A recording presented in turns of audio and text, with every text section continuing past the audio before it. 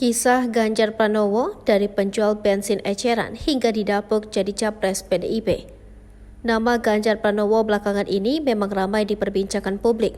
Hal itu setelah Ketua Umum Partai Demokrasi Indonesia Perjuangan Megawati Soekarno Putri menugaskan Ganjar untuk maju sebagai calon presiden pada pemilihan presiden 2024. Ganjar memang bukanlah nama baru yang disebut-sebut maju dalam kontestasi Pilpres tahun depan.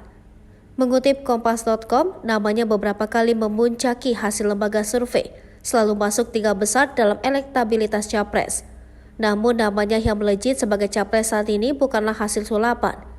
Di balik kesuksesannya itu, Ganjar memiliki karir politik yang panjang dan kisah hidup yang getir untuk sampai ke tempat ini. Sebelum menjelma menjadi sosok penting, Ganjar Pranowo diketahui pernah ada dalam gaya hidup sangat sederhana di masa lalu.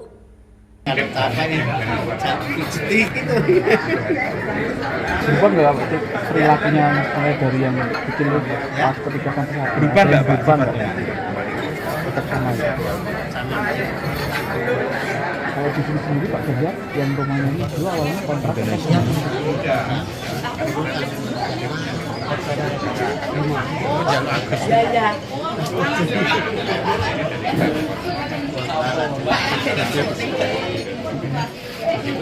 akhirnya dibeli itu kan saya lupa tahunnya berapa nggak tahu. Terus setelah kelas 6 Pak Ganjar SMP masih di sini atau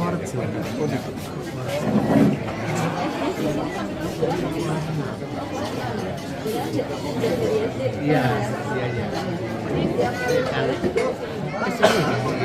Kan tempat akrabnya yang mana kan sekali kakak saya yang namanya Kausa itu sudah 1 tahun. Beliau juga ke sini waktu dibeli langsung melayat ke sini. Juli tanggal 19.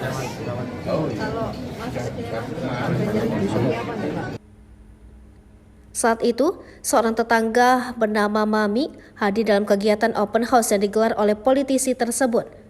Tetangga yang hanya berjarak 2 rumah dari rumah Ganjar ini menceritakan masa kecil Ganjar sangatlah susah. Sehari-hari Ganjar kecil jualan bensin eceran di depan kios kelontong ibunya. Ia mengatakan ibu Ganjar Sri Suparmi adalah teman dekatnya. Hampir setiap hari, Bu Mami ngobrol dengan ibu Ganjar itu. Salah satu yang masih terngiang adalah saat ibu Ganjar curhat soal ekonomi.